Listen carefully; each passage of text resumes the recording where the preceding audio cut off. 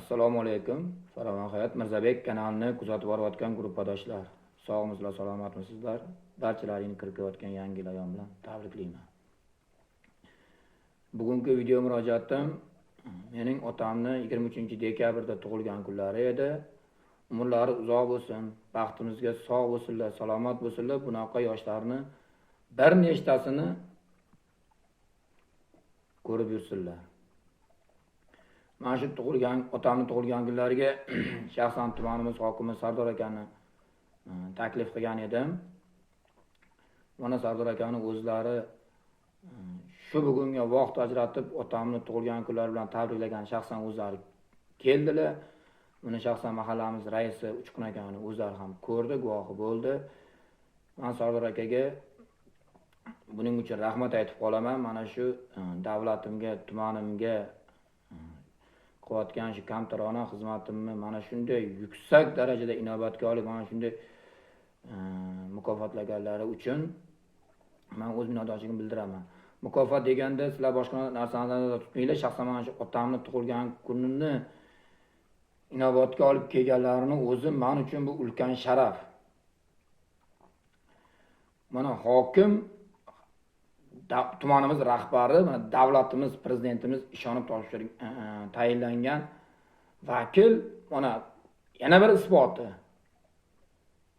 Oddiy fuqaroni ham kerak qolsa xonadoniga kirib kelyapti. Men hokimman deb kreslozdan turmay o'tirgani yo'q. Undan avval ham yakshanba kuni bo'lishiga qaramasdan, ana shu shaxsan meni mahallamga tashrif buyurgan edilar. Buning uchun men o'z minnatdorchiligimni bildiraman. Bu hokimga o'xshagan hokimlar, boshqa tuman hokimlari, viloyat hokimlari kerak bo'lsa o'rnak olsalaring arziydi. Qarisi bor uyning parisi bor deyshadi. Mana shu uyda keksa otaxon va onaxonlari bor fuqarolar, keksa yoshi ulug' insoni bor fuqarolar, bilingki, sizlar baxtli insonsizlar.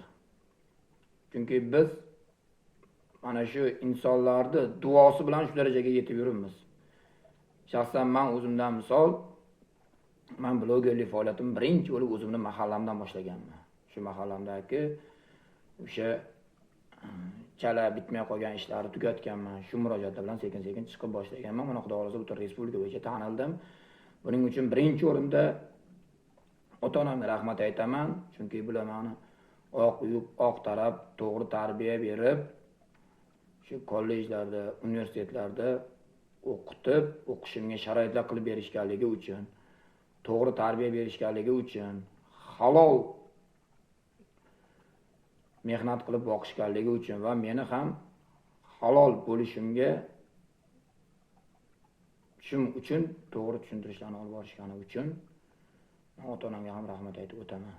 Men o'zim tengi va o'zimdan yoshlarga bir narsani aytib o'taman.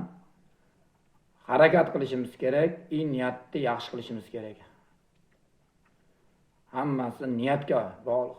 Yaxshi niyat qilsa, aytadi, yaxshi niyat yarti mol deydi.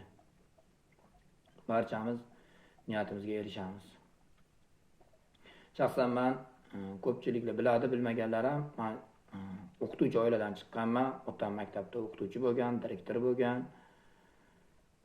Shu qishloqda tug'ilganman, dehqonchilik, chorvachilik bilan shug'ullanganman.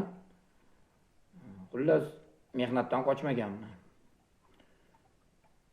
Men bu videom davomida aytib o'tmoqchiman. Mana xudo xolasa prokuraturaga ishga topshirdim. Endi yana shu fuqarolarimiz, mana kuzatib o'tgan fuqarolar, mahalladoshlarim meni qo'llab-quvvatlashsa, yoshi ulug' otaxon va onaxonlar duo qilib tursalaring, duoda gap katta. Inshaalloh prokuraturaga ham ishga kirib ketsam, xudo xolasa kirib ketaman, chunki niyatim shu, meni oldimga qo'ygan maqsadim mana shu davlatimizga qo'limdan kelgancha o'z hissamni qo'shib, sidqidildan, vijdonan ishlash, qo'limdan kelgancha shu fuqarolarimga yordam berish. Prezidentimiz umrlari uzoq bo'lsin, Shavkat Mirziyoyev aytib o'tganlaridek, menga qo'sha diplomi kerak emas, menga vatanparvarlik bo'lsa bo'ldi deganlar. Menda vatanparvarlik tuyg'usi nihoyatda yuqori. Men qo'limdan kelgancha xalqimga, fuqarolarimga xizmat qilishga doimo tayyorman. Xudo o'zi prokuraturaga ishga kirib ketaman. Undan keyin blogerlik faoliyatimni to'xtatib, prokuratura yo'nalishi bo'yicha qo'limdan kelgancha fuqarolarimga yordam berishga tayyorman. Yana bir bora barchalaring yangi yil ayyomlari bilan tabriklayman. Kimning uyida o'sha tug'ilgan kun bo'lsa, o'shalarning barchasini ham tabriklayman. Umrlari uzoq bo'lsin, barcha yaqinlarining baxtiga sog'-salomat bo'lib yurishsin. Yana bir bora tumanimiz hokimi Sardor akaga o'z minnatdorchiligimni bildiraman. Sardor aka, men doimo siz bilan birgaman. Qo'limdan kelgancha ana shu tumanim uchun, tumanimdagi fuqarolarim uchun xizmat qilishga tayyorman. Sog' bo'lasizlar, salomat bo'lasizlar.